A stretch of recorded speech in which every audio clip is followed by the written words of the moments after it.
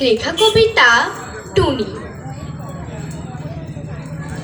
বিজ্ঞানে আমি 10 পেয়েছি, মাত্র 10। আমার কি দোষ বলো? প্রশ্ন যা ছিল খুবই সহজ, উত্তর ছিল জানা। ভাগ্য আমার সহায় ছিল না, পৌঁছতে হলো দেরি। নইলে আমি কি তেমনি ছাত্রী, বিজ্ঞানে ফেল করি? সকাল থেকে নানা অঘটন, জল খাবারে আসতো ডিম। রান্নার মাসি নিয়ম জানে না, ডিম খেতে নেই কেননা গোল। অমলেট দিলে দোষ কেটে যেত, লেটার মার্কস পেতাম ঠিক। ভাগ্য আমার সহায় ছিল না, যেতে দেরি হলো অত্যধিক। ঘর ছেড়ে যেই বেরোতে যাব, দাদু হেঁচে দিল হ্যাচ্ছো। ঠাকুরমা তাই রেগে মেগে কাঁই। মাকে বললেন, ও বৌমা, হাঁচি পড়লো, বেরোয় না যেন।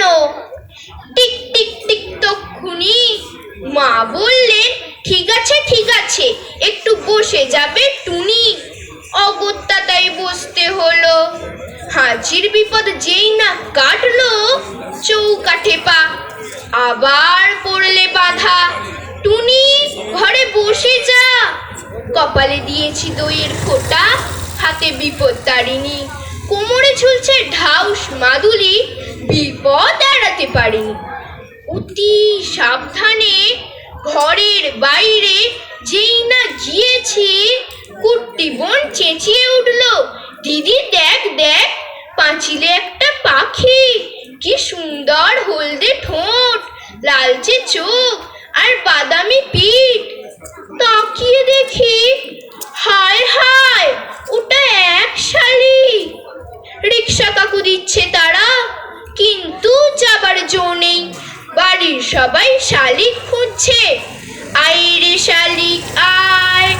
আর এক শালিক না দেখে টুনি কি করে স্কুলে যায়? শালিক ছুটলো অবশেষে, রিক্সা ছুটলো খুব জোরে। আর দেরি নেই পৌঁছতে স্কুলে। কিন্তু আমার পোড়া কপাল, হঠাৎ ব্রেক, থামতেই হলো। পথ কেটে গেছে কালো বেড়াল। দেরির পর আরো দেরি, দেরিতে গেলাম স্কুলে। সামনেই দেখি, কি সর্বনাশ, বিজ্ঞান দিদিমণি। খুলে বললাম, রাগে গজগজ, বসতে দিলেন ঘরে। বিজ্ঞানের ছাত্রী হয়েও তুমি ডুবে আছো সংস্কারে। মুক্তমনা দিদিমণি অনেক বকাঝকার পর প্রশ্নপত্র এগিয়ে দিলেন, খাতা দিলেন। হঠাৎ চেয়ে দেখি, পলা নীলা শঙ্খে ভরা দিদিমণির হাতের আঙুলগুলো